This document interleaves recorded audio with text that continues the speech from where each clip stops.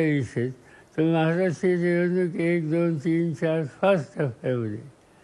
याचा अर्थ सरळ असं दिसतंय की निवडणूक आयोगाला हाताशी धरून प्रधानमंत्र्यांना कॅम्पेन करायला जे सुलभ असं टाईम टेबल आहे ते टाईम टेबल आखलेलं दिसतंय.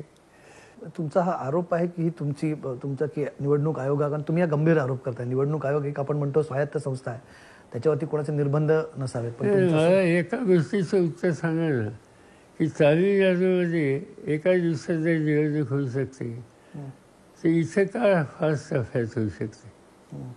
त्याचं कारण सरळ आहे की मोदींना ठिकठिकाणी जायला सुविधा व्हावी हेच त्याच्या मागचं सूत्र आहे. महाराष्ट्राकडे तुम्ही म्हटलात की तुम्ही मगाशी सगळ्या सभांची ठिकाणं सांगितलीत, खरं तर इतक्या ठिकाणी सभा घेतात.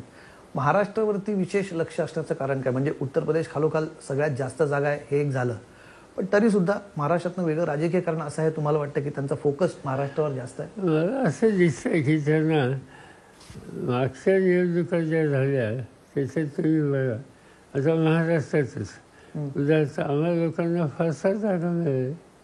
राष्ट्रवादी काँग्रेस पक्षाला 4, काँग्रेसचा 1, त्याच्यानंतर औरंगाबादची मुस्लिम लीगची 1, अशा 4-6 जागा महाराष्ट्रात मिळाल्या होत्या. त्याच वेळेला मध्य प्रदेशमध्ये भाजपला 1 सोडता सगळ्या जागा, राजस्थानमध्ये सगळ्या जागा, म्हणजे उत्तर प्रदेशमध्ये 1-2 सोडल्या तर जवळपास सगळ्या जागा. हे जे चित्र होतं बहुतेक ते चित्र डिस्टर्ब झालेले आहेत. आम्ही आमच्या सहकाऱ्यांशी बोलतो या राज्यातल्या, त्यांचा असेसमेंट यावेळेला भाजपला सेटबॅक आहे. जिथं मागच्या 100% 98% जागा मोदींना मिळाल्या तिथं सेटबॅक आहे आणि त्यामुळे त्यांनी लक्ष अधिक महाराष्ट्रात घातलेलं असावं असं फायदा दिसतं. पण जागांच्या व्यतिरिक्त, कारण महाराष्ट्रात एक वेगळं, पण जसं म्हणू शकतो एक अलायन्स तयार झालं वेगळं. इंडिया आघाडीचे सगळ्यात महत्त्वाचे असणारे घटक पक्ष म्हणजे काँग्रेस व्यतिरिक्त राष्ट्रवादी काँग्रेस पक्ष तुमचा आणि शिवसेना उद्धव बाळासाहेब ठाकरे असे दोन्ही पक्ष त्यांच्यासोबत आहेत. त्यामुळे एक फॉर्मिडेबल अलायन्स आहे असं तुम्हाला वाटतं, म्हणून त्यांचं लक्ष जास्त आहे. अलायन्स आहे, त्याच्यावर ही गोष्ट नामंजूर करण्याचा अर्थ नाही की राष्ट्रवादी काँग्रेस शरद पवार असो की उद्धव ठाकरे असो त्यांच्या संघटनेमध्ये फाटाफूट करायला मोदी आणि त्यांचे सहकारी यशस्वी झालेले आहेत ही गोष्ट नाकारता येत नाही. आणि कदाचित त्यामुळं इथं अधिक आपल्याला रिस्पॉन्स मिळायची शक्यता आहे, हा समज त्यांचा असायची शक्यता नाकारता येत नाही.